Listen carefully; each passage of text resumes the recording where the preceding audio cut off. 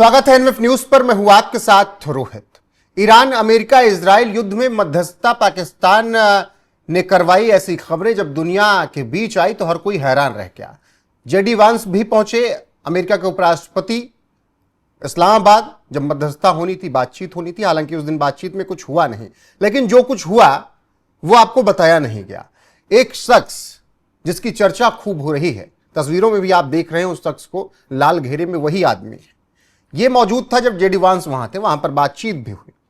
अब इस शख्स के बारे में खूब चर्चा हो रही है कौन आखिर ये? आखिर पाकिस्तान की मीडिया इसको सिर माथे पर क्यों बैठा रही है? पाकिस्तान की मीडिया इसके लिए दुआएं क्यों कर रही है? वही आज यहां पर समझने की कोशिश करेंगे। इनकी बेगम के भी बारे में बातचीत होगी। मेरे साथ वरिष्ठ पत्रकार पंकज प्रसून है। पंकज जी, ये लाल घेरे में दिख रहा व्यक्ति कौन है? जेडी वांस से मुलाकात के बाद चर्चा ज्यादा क्यों है? रोहित, इस व्यक्ति का नाम है उमर फारूक जहूर। और जाहिर तौर पे जब जेडी वांस के साथ मुलाकात कर रहा है तो कोई बड़ा आदमी ही होगा, क्योंकि किसी ऐरे गहरे शख्स को तो पाकिस्तान में लैंड करते ही जेडी वांस के साथ मुलाकात कराई नहीं जाएगी। तो उमर फारूक जहूर के बारे में जानिए और मुस्कुराइए कि आप पाकिस्तान में हैं जी। उमर फारूक जहूर का जन्म हुआ था नॉर्वे में, और नॉर्वे में ये बैंक फ्रॉड मामले में इसकी तलाश है इंटरनेशनल स्तर पर। और कितने का फ्रॉड किया होगा? ज्यादा नहीं, $600 मिलियन। नॉर्वे के बैंक से इसने फ्रॉड किया। अब ये गया दुबई, और फिर इसे पाकिस्तान में बताया जा रहा है दुबई का बिजनेसमैन है। अब दुबई में गए तो साहब ने बड़े बड़े कांड किए। आपको याद होगा कि सऊदी के किंग ने इमरान खान को एक घड़ी गिफ्ट की थी। और तोशाखाना केस, आरोप यह है कि बुशरा बेगम ने वो जो घड़ी थी ये इसी उमर फारूक जहूर को बेच दी थी। और तोशाखाना केस के आरोप में बुशरा बेगम और इमरान खान दोनों जेल में हैं, लेकिन घड़ी परचेज करने वाला जेडी वांस के साथ मुलाकात कर रहा है। जब मैं कमेंट पढ़ रहा था, जेडी वांस जब अराइव करते हैं पाकिस्तान में, तो कमेंट में लिखा हुआ है कि जो जितना बड़ा फ्रॉड पाकिस्तान में वो उतने बड़े पद पर। उमर फारूक जहूर पर सिर्फ पाकिस्तान के अंदर 21 केसेस हैं, जिसमें जमीन कब्जाने, ये तोशाखाना वाला केस है।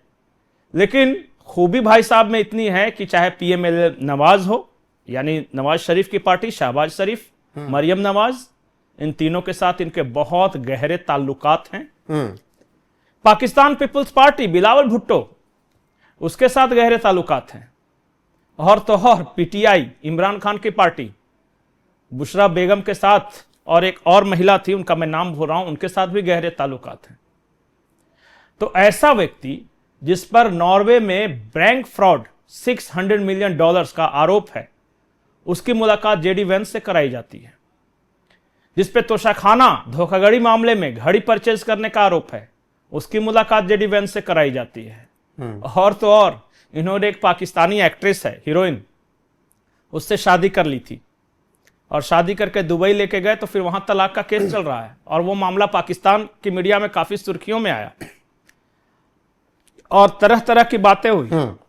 कहा यह गया कि उस एक्ट्रेस के बारे में कि इन्होंने अपने बिजनेस में फायदे के लिए उस पाकिस्तानी एक्ट्रेस को पेश किया। इससे ज्यादा मैं, चूंकि मर्यादा है शब्दों की, मैं यहां पे बोलूंगा नहीं, और लोग समझ गए हैं।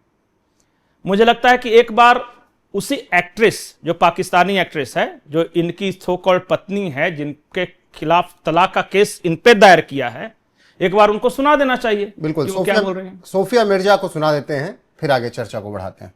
जी। मेरा सिर्फ ये है कि न्यूज जो होती है, जर्नलिज्म जिसे कहते हैं, येलो जर्नलिज्म, सनसनी ना फैलाएं, सच्ची न्यूज है। और जो लोग सब उल्टा सीधा जो हो रहा है मेरे खिलाफ, वो अल्लाह ताला की जात जानती है, और वो तमाम लोग जानते हैं जो मुझे पर्सनली जानते हैं। मेरे बच्चों का मैटर है, वो मेरे हक में है, और मैं किसी चीज से ना भाग रही हूँ ना भाग रही हूँ। और इंशाल्लाह गलत हमेशा इस दुनिया में अल्लाह ताला उसको इबरत का निशान बनाएगा इंशाल्लाह। जी पंकज जी, आज तक तो हम रोहित यही सुनते आ रहे थे कि पाकिस्तान में जब कोई विदेशी राजनयिक आता है तो आतंकवादियों से मुलाकात करवाई जाती है। हमने ये खबर सुनी कि जब ऑपरेशन सिंदूर में मारे गए थे आतंकवादी तो पाकिस्तानी आर्मी उनके ताबूत पर फतिया पड़ रही थी, और अब बैंक फ्रॉडस्टर जो कि नॉर्वे से भाग के दुबई गया और दुबई से फिर वो पाकिस्तान आया और उस पर जमीन कब्जाने का केस है, तो शखाना केस है, अब उसकी मुलाकात जेडी वैंस से कराई जा रही है। तो अब इस तरह के लोग दुनिया में शांति स्थापित करेंगे। इसलिए मैंने कहा कि उमर फारूक जहूर बहुत इंटरेस्टिंग शख्स है।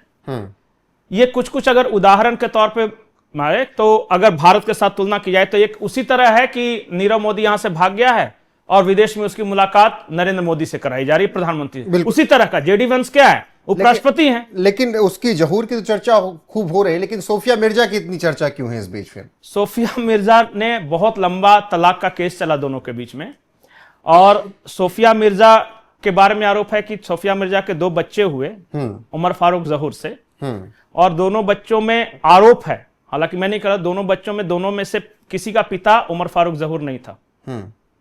अब कौन था पिता, ये तो तहकीकात का विषय है। हालांकि सोफिया कहना है कि दोनों बच्चों के पिता उमर फारूक जहूर ही हैं, लेकिन उमर फारूक जहूर का कहना है कि किसी और का बच्चा है। अब बताइए, जिस महिला को आप शादी करके दुबई ले गए हैं और वहां किसी और का बच्चा है, और इतने इंटरेस्टिंग शख्स की मुलाकात जेडी वैंस, और वो भी तब जब जेडी वैंस इस्लामाबाद में आए हैं। ईरान का कोई प्रतिनिधिमंडल नहीं जा रहा है अब तक।